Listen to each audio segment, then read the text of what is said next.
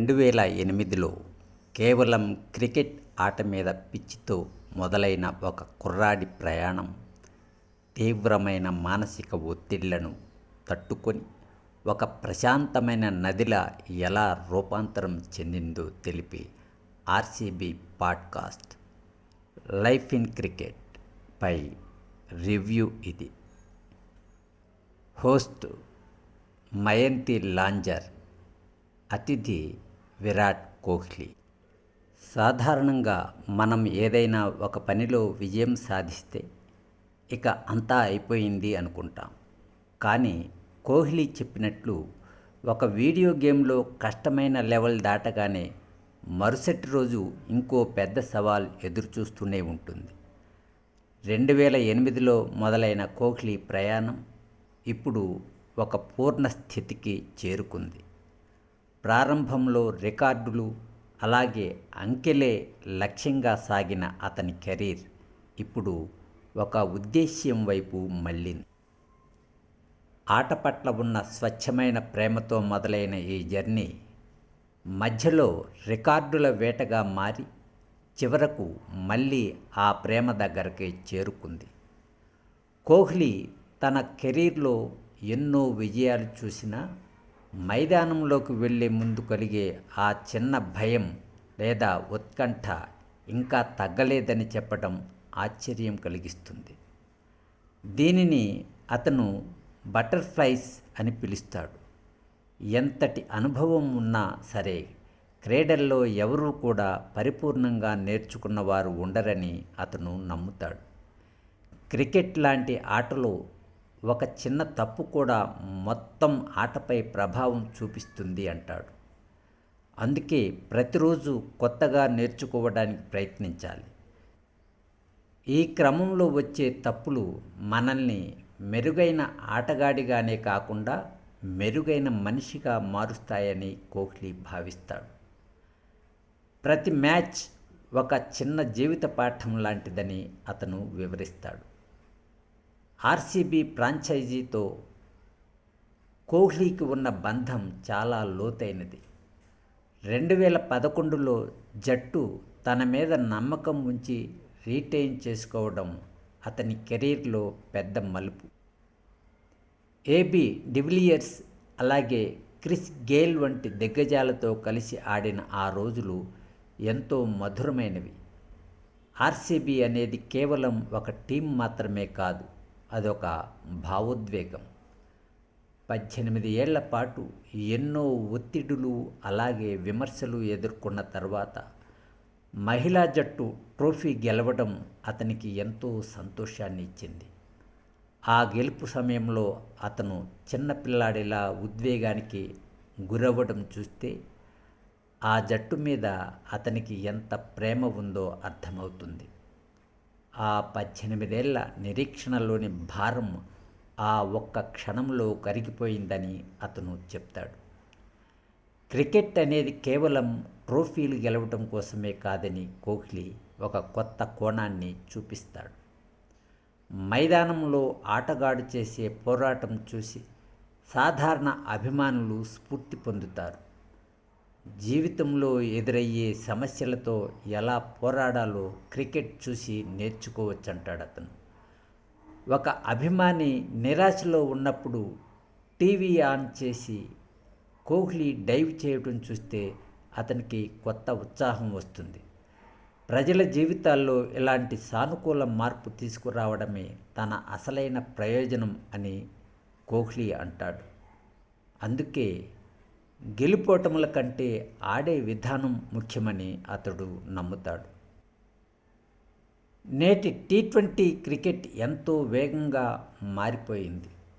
దీనిని అతను champions league ఫుట్బాల్తో పోల్చాడు. అక్కడ ఒక చిన్న పాస్ మిస్ అయితే ఎలా గోల్ పడుతుందో టీ20లో కూడా ఒక్క బంతి మొత్తం మ్యాచ్ను మార్చేస్తుంది.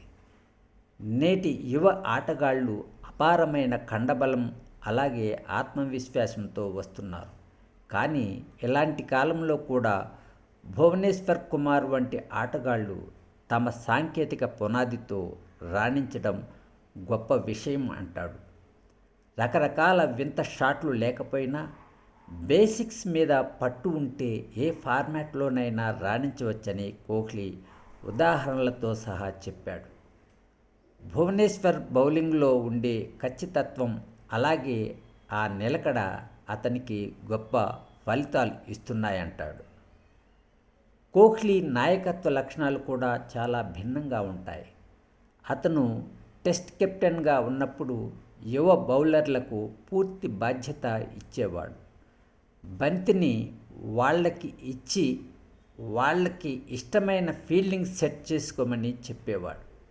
ఇది వాళ్ళలో ఆత్మవిశ్వాసాన్ని పెంచి సొంతంగా ఆలోచించేలా చేస్తుంది. అలాగే తన ప్రత్యర్థులైన యశస్వి జైస్వాల్ లేదా ప్రిన్స్ యాదవ్ వంటి యువకులకు కూడా అతను సలహాలు ఇస్తుంటాడు. ప్రత్యర్థులు తమ అత్యుత్తమ ప్రదర్శనలో ఉన్నప్పుడే వారితో పోటీ పడటం తనకు ఇష్టమని కోహ్లీ అంటాడు.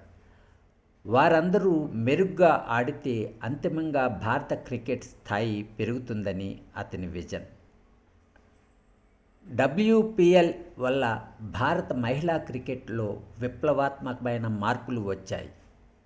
స్మృతి మంధానా అలాగే జమీమా రోడ్రిగ్స్ చేసిన చేజింగ్లు చూస్తుంటే ఆ విషయం స్పష్టమవుతుంది. ముఖ్యంగా జమీమా ఆస్ట్రేలియా వంటి బలమైన జట్టు మీద ఆడిన తీరు అద్భుతం. షఫాలి వర్మ అలాగే రిచా ఘోష్ వంటి ఆటగాళ్ళు సిక్సర్లు కొడుతుంటే వారి పవర్ హిట్టింగ్ చూసి కోహ్లీ కూడా ఆశ్చర్యపోయాడు. WPL అనేది ఒక కంప్రెస్డ్ ప్యాకేజీ లాంటిది. అక్కడ అంతర్జాతీయ ఆటగాళ్లతో డ్రెస్సింగ్ రూమ్ పంచుకోవడం వల్ల మన కుర్రాళ్లలో భయం పోయి ఒత్తిడిని తట్టుకోవడం నేర్చుకుంటున్నారు. దీనివల్ల 5 ఏళ్లలో నేర్చుకోవాల్సిన విషయాలను కేవలం 5 వారాల లోపే నేర్చుకుంటున్నారు. కోహ్లీ తన వ్యక్తిగత ప్రశాంతత కోసం కొన్ని కఠినమైన నిర్ణయాలు కూడా తీసుకున్నాడు.